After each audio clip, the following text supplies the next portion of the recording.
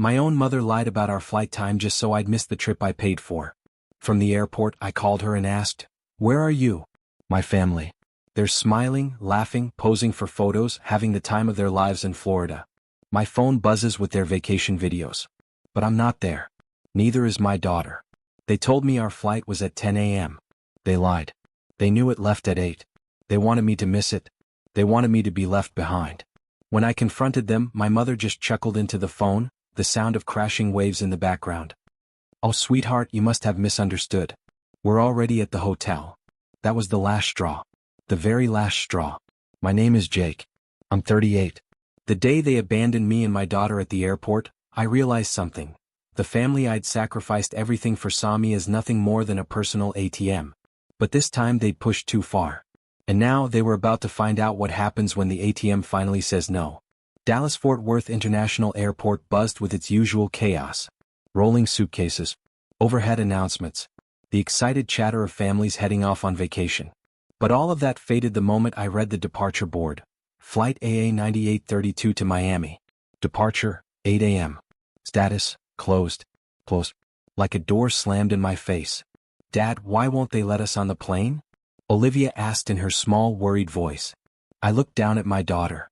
Her tiny, sweaty hand clutched mine tightly. She wore her unicorn-patterned backpack and her favorite yellow dress, the one she had carefully picked out because, "This will be my vacation outfit now." Her big brown eyes glistened with tears she was trying so hard to hold back. I took a deep breath, trying to calm the hurricane of rage surging inside me. This couldn't be happening. I swiped across my phone screen and called my mother. She picked up after the second ring. "Jake," she exclaimed, her voice dripping with fake sweetness.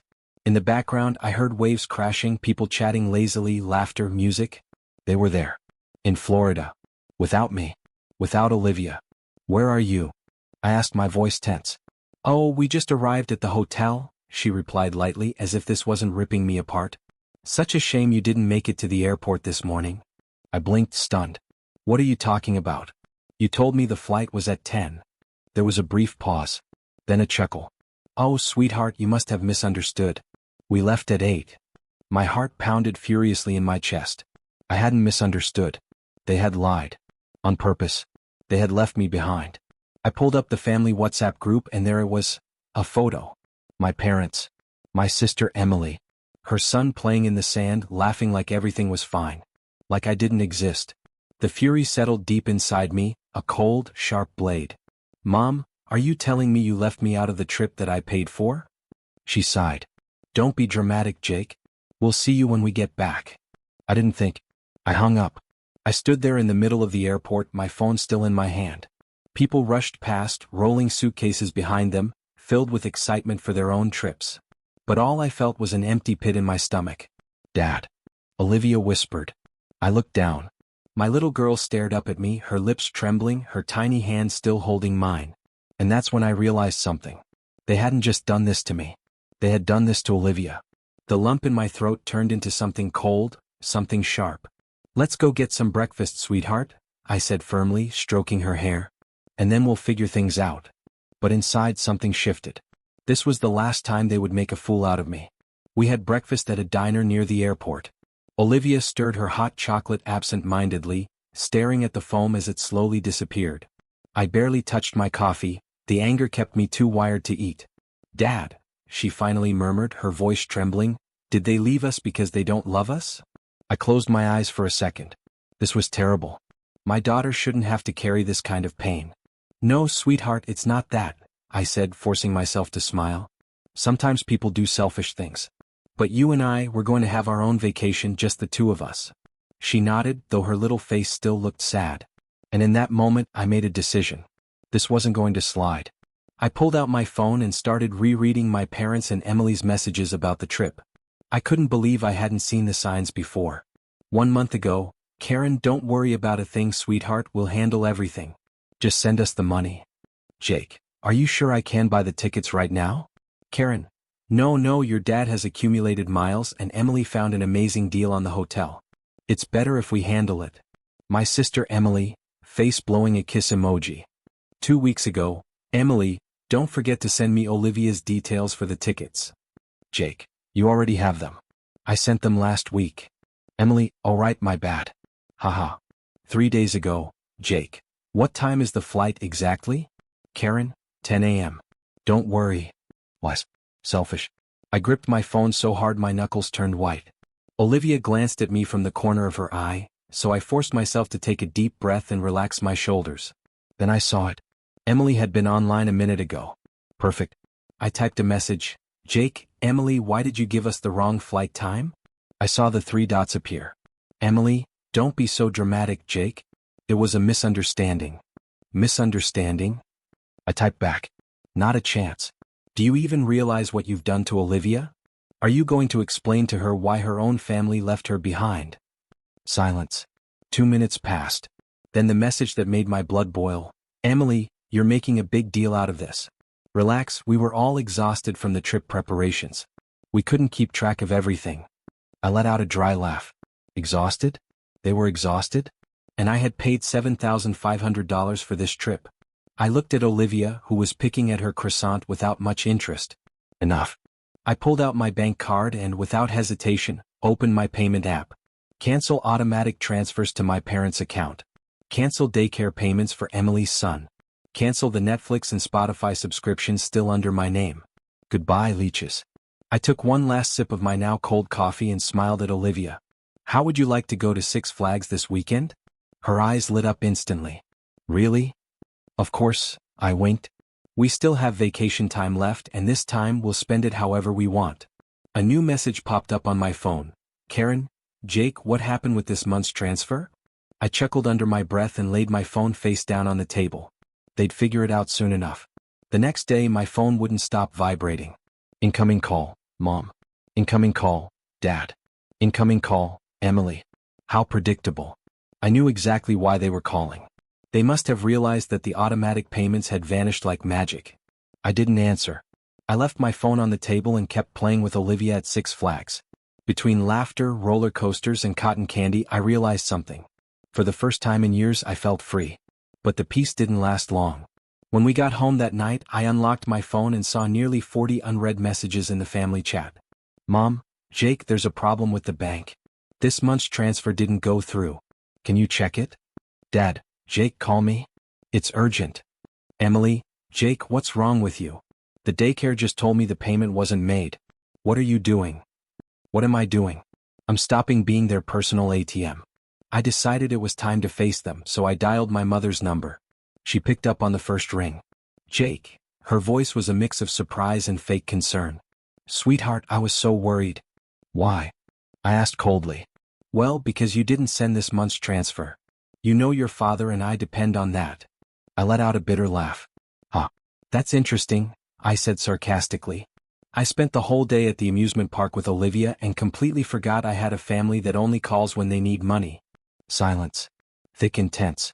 Jake, don't say things like that. Her tone turned serious. You know we've always been a close family. I laughed, void of humor. Right. So close that you lied about the flight so I wouldn't make it. Jake, it was a mistake. No. I cut her off sharply. It wasn't a mistake. It was intentional.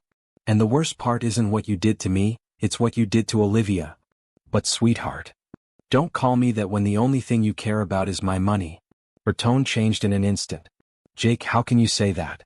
We're your parents. You owe us. There it was. The truth laid bare. You owe us. Like my entire life and hard work were just an endless bill to pay. I don't owe you anything. I said flatly.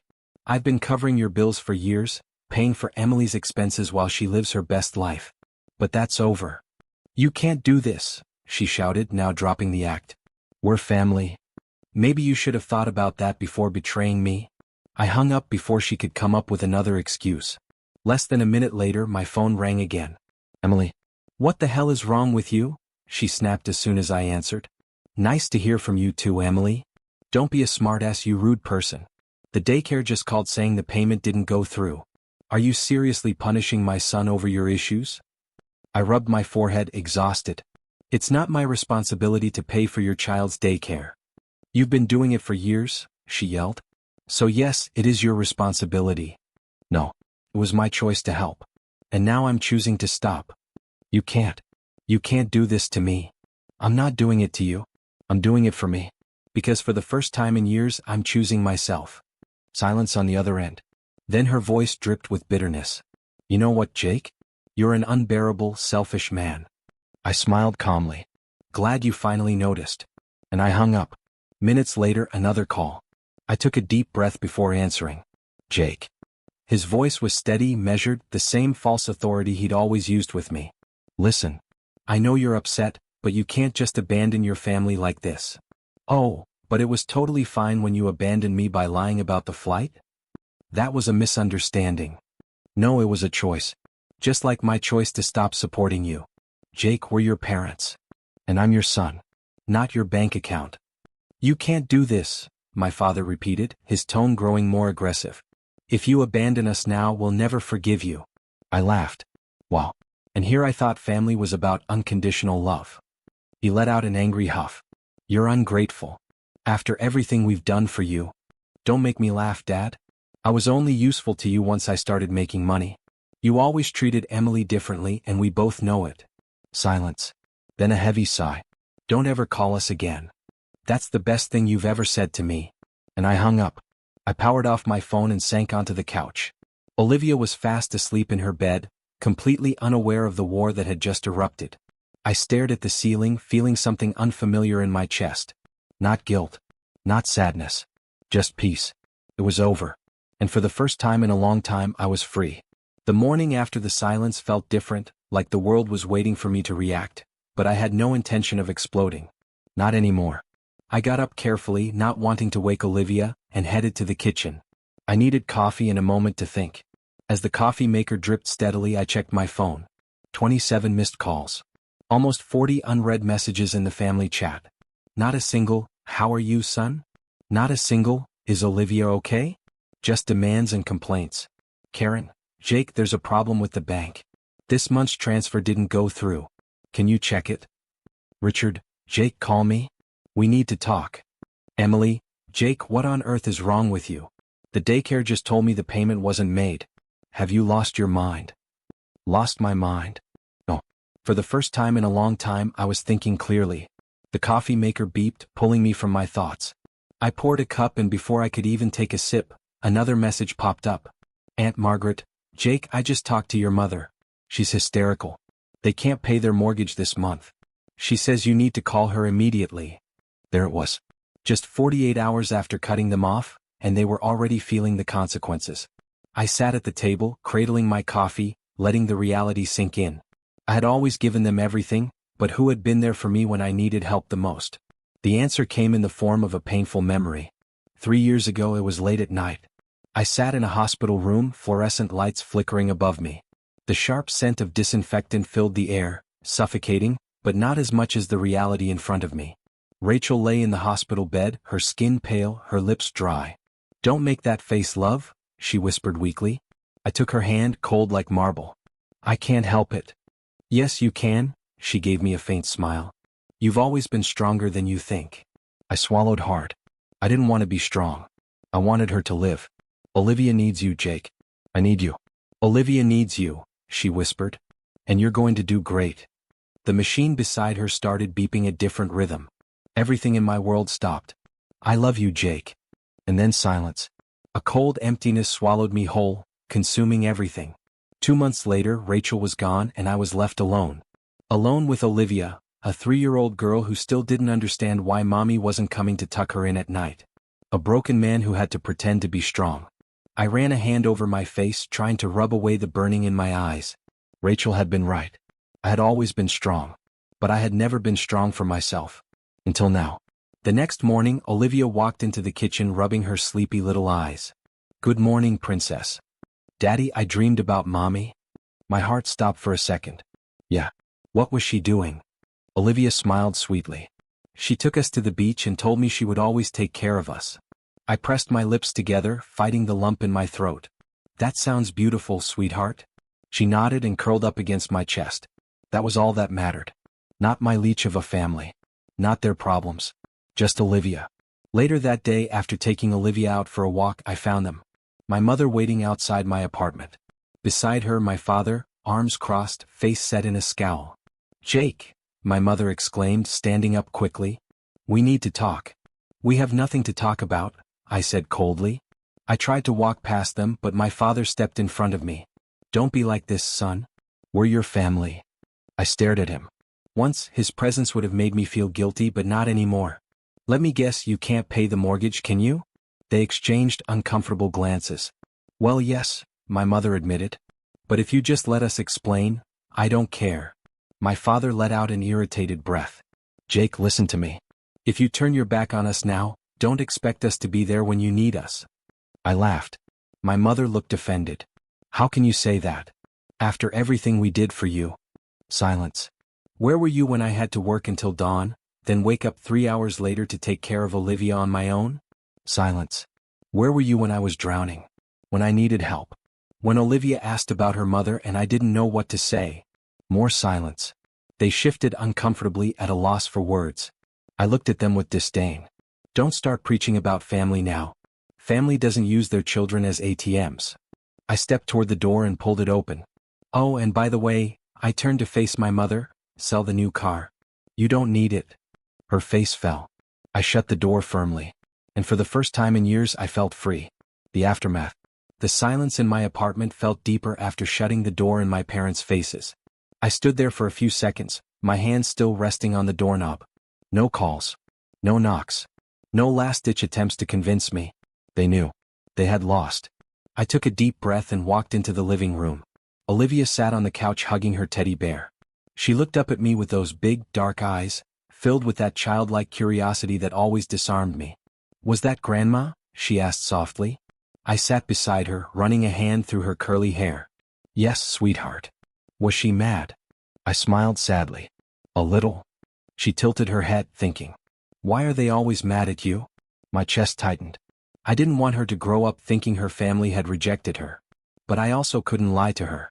Because they think they have the right to my help. Always. But you did help them. Yes. Then why are they mad? I sighed. Because it was never enough. I pulled her into a hug and kissed the top of her head. Don't worry about it, Olivia. We have each other, and that's all that matters. She nodded and buried her face in my chest. The collapse of my family. I didn't expect everything to fall apart so quickly. A message from Aunt Margaret popped up on my phone. Aunt Margaret, your parents came asking me for money. They said they're behind on the mortgage and the bank is pressuring them. I smirked bitterly. That luxury car they bought 2 years ago with my money wasn't looking like such a great investment now, was it? A second message followed. Emily, Jake, seriously, let's talk. This isn't funny anymore. The daycare gave me a deadline. If I don't pay by the end of the month, my son loses his spot. I read the message carefully and typed back 2 simple words, not my problem. 5 minutes later, another message. Emily, you're a selfish man. I can't believe how cruel you are. We're family. I didn't reply. Family meant nothing when they only saw you as a walking bank account. Day 7 without my money. Karen, Jake, your father isn't doing well. The stress is affecting his heart. Please talk to him. I leaned back on the couch and stared at the message blankly. The guilt trip. The emotional blackmail. The same old tricks. But this time I wasn't falling for it. If my father were truly sick, they would have called an ambulance, not me. I didn't even bother responding. Day 10 without my money. I was in my office working when an unknown number flashed on my phone screen. I picked up without thinking. Jake Walker, yes? Who's this? My name is Patrick Collins. I'm an attorney representing an interested party regarding financial matters concerning your family. Would you be able to come to our office to discuss the situation? I smiled. So now they had escalated things to this level. My family hired you? I can't disclose that over the phone, Mr. Walker. Tell them I'm not interested. Mr. Walker, if you don't respond, legal action may be taken. I let out a dry laugh. Legal action for what? For refusing to fund their lives? Are they going to sue me for not wanting to pay their bills? Silence. That's what I thought. And I hung up. Day 15 without my money. They finally gave up. Karen, Jake, fine. We'll handle things on our own. I hope one day we can fix this. Emily, I won't bother you anymore. I have no choice but to find another job. I read the messages carefully but didn't respond. I didn't feel satisfaction. Just relief. They had finally learned they no longer had control over me. Day 20 without my money. For the first time in years I was planning a vacation just for Olivia and me. Well, almost just the two of us. When we arrived at the airport, Jessica, Olivia's nanny, was with us. Hiring her was the best decision I had made in years. Raising Olivia alone had been a massive challenge. At first I tried to handle everything: work, the house, school, sleepless nights when she was sick. Until one day my boss found me asleep at my desk and forced me to take a few days off. "Jake, you need help," he said, and he was right. After months of refusing, I finally hired Jessica, a patient, kind woman with endless energy to keep up with Olivia. She wasn't just a nanny. She had become family. "Are you ready for the beach, princess?" I asked, lifting Olivia into my arms. "Yes, Daddy, I'm ready." Jessica smiled. "But let's not forget sunscreen, okay?" I laughed. "Yes, ma'am." Olivia grabbed my face with her tiny hands and kissed my cheek. "I love you." My throat tightened. "I love you too, sweetheart." We headed to the gate. This time, no one was leaving us behind. We boarded the plane, and as we took off, I felt the weight of my family disappear. Left behind in the city. The ocean awaited us. So did freedom. My response to the Reddit comments: I never expected my story to go viral, but here we are. Thousands of comments. And the most common question: how could you pay them so much? Didn't you realize they were using you? The answer is simple: because they were my family. I own a rental property business. I'm not a millionaire, but I earn enough to live comfortably. Helping my parents and sister never felt like a problem until it became an obligation. At first, I justified their demands. When my wife passed away, they supported me in those first few months, so when they asked for financial help, I didn't hesitate. But what started as gratitude quickly turned into abuse. No matter how much I gave, it was never enough, and when I stopped paying, their reaction wasn't sadness or concern. It was anger and threats. Is the lawyer part true? It sounds like something out of a novel. Yes, it's true. Emily ran a small shop, one that I bought and financed. I even gave her 20% ownership when she divorced as a way to help her. But when I cut off the money, she and my parents tried to sue me, convinced that I somehow owed them more. It didn't work. The store is mine. I paid for everything. And when their lawyer told them they had no case, Emily switched tactics. "If you start paying for my son's daycare again, we'll forget all of this." My response was simple: no. Do you regret it? Not at all. Since I cut them off, my life has improved. Olivia and I had our own vacation, no manipulation, no demands. And my family? They still try to make me feel guilty, but that day I realized I needed to distance myself from them. If it hurts them, let it hurt, because for the first time in years I am free. Jake's story is a powerful testament to the emotional toll that financial exploitation by family can take. What do you think about his decision to cut them off entirely? Was it justified? And what advice would you offer to someone struggling with similar family dynamics? Share your thoughts in the comments below.